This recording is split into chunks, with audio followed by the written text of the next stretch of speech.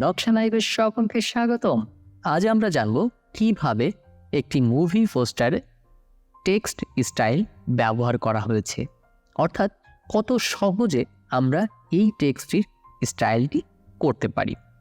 তার জন্যে রেফারেন্স হিসাবে আমরা ডান পাশে মুভি পোস্টারটি নিয়েছি এবং একটি টেক্সট এবং কালার নিয়ে রেখেছি। তাহলে চলুন শুরু করা যাক। যেহেতু আমরা শুধুমাত্র টেক্সট অর্থাৎ টাইটেল টেক্সটটি নিয়ে কথা বলবো, সুতরাং শুধুমাত্র আমরা টেক্সটটিকে কিভাবে তৈরি করা যায় সেই বিষয়বস্তু নিয়ে আজ আলোচনা করব। যার দরুন আমাদের এখন প্রয়োজন একটি টেক্সট এবং সেটিকে কিভাবে এই স্টাইলে আনা যায় সেটি সম্পর্কে। তাহলে চলুন শুরু করি। প্রথমে আমরা টাইপ টুলে মাউসের বাম বাটন ক্লিক করে আমরা টাইপ টুলটি সিলেক্ট করে নিব এবং এখানে থাকা টেক্সটটিকে আমরা জাস্ট এখানে লিখে নিব। তাহলে চলুন আমরা লিখে নিই।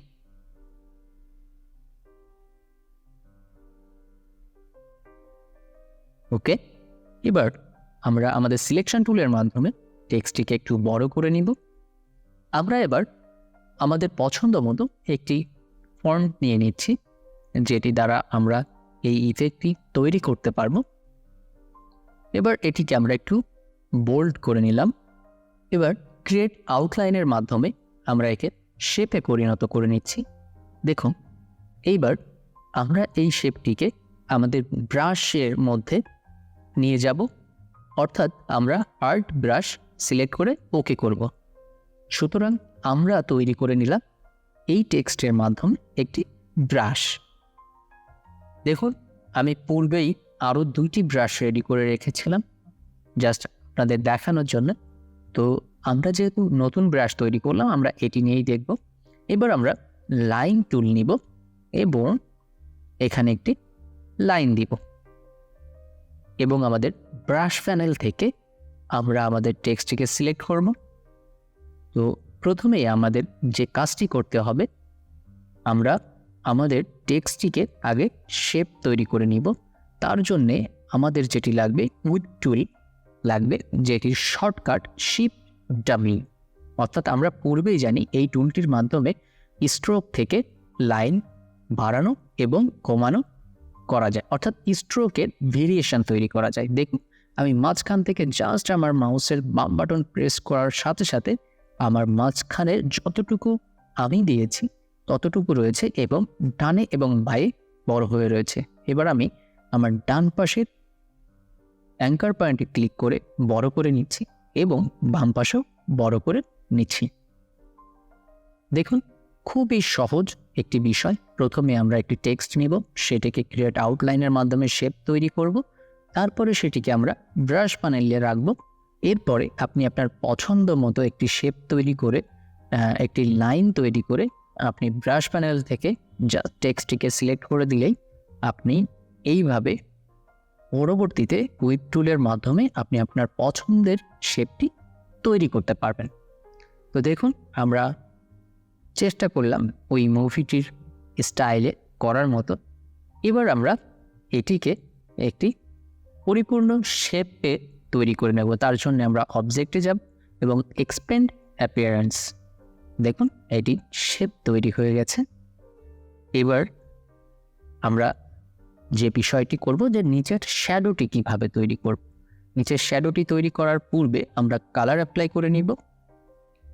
এবার আমাদের এই উপরে থাকা শেপের নিচে আরও দুইটি শেপ আমরা কপি করব, অর্থাৎ একটি কন্ট্রোল সি এবং বি দিয়ে যেটি এর সমান থাকবে এবং আরেকটি কন্ট্রোল সি এবং বি দিয়ে যেটি আমরা ছোট করব।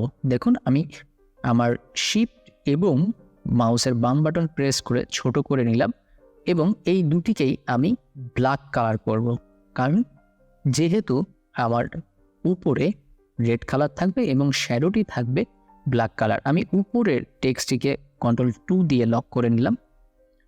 এবার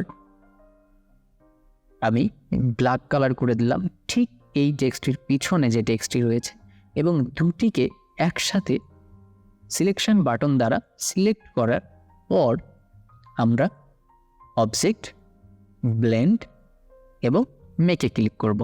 দেখুন আমার এখানে সামান্য কয়েকটি কপি হয়েছে। আমরা ব্লেন্ড অপশনে টুলবার থেকে গিয়ে ডাবল ক্লিক করব এবং আমাদের এখানে অপশন আসবে। দেখুন আমরা মিডিলের অপশনটি সিলেক্ট করে সাথে সাথে এখানে আমাদের নাম্বার আসবে। সেখানে আমি এখানে আরও সংখ্যা আমি বাড়িয়ে দিব। দেখুন 30 করাতে আমার এজগুলি দেখা যাচ্ছে, অর্থাৎ 30টি কপি হয়েছে এই এরিয়াটুকের মধ্যে, ছোটটা থেকে বড়টা। আমি এখানে আরও বেশি বাড়িয়ে দিব। দেখুন এই ক্ষেত্রেও আমার ছোট ছোট এজ দেখা যাচ্ছে।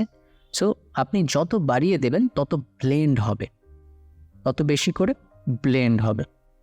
দেখুন এবার অনেকটাই কম দেখা যাচ্ছে। সো আপনি আপনার পছন্দ অনুযায়ী আপনি আপনার ডিজাইনের স্বার্থে যতটুকু প্রয়োজন আপনি দিয়ে নেবেন। মূলত আমাদের উদ্দেশ্য ছিল যে এই স্টাইলটি কিভাবে তৈরি করা হয় সেই অপশনগুলি আপনাদের জানানো। অর্থাৎ খুবই সহজভাবে টেক্সটটি রেডি করার পর এর নিচে দুটি সেম লেটার কপি করে একটি বড় এবং একটি ছোট রেখে দুটির মধ্যে ব্লেন্ড অপশনের মাধ্যমে ব্লেন্ড করে দিলেই আমাদের এই স্টাইলটি রেডি হয়ে যাবে।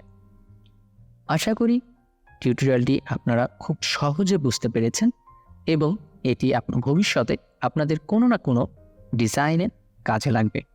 এবং সবথেকে ইম্পর্টেন্ট বিষয় দেখুন, আমরা এর পরেও এই শ্যাডোটিকে চেঞ্জ করতে পারি। অর্থাৎ আমাদের যে দুটি শেপ ছিল সেটিকে উপর নিচে করে আপনারা এই শ্যাডোটিকে আপনাদের পছন্দ মতো ব্যবহার করতে পারেন। তাহলে দেখা হচ্ছে পরবর্তী টিউটোরিয়ালে। তত সময় আমাদের সঙ্গেই থাকুন, ভালো থাকবেন।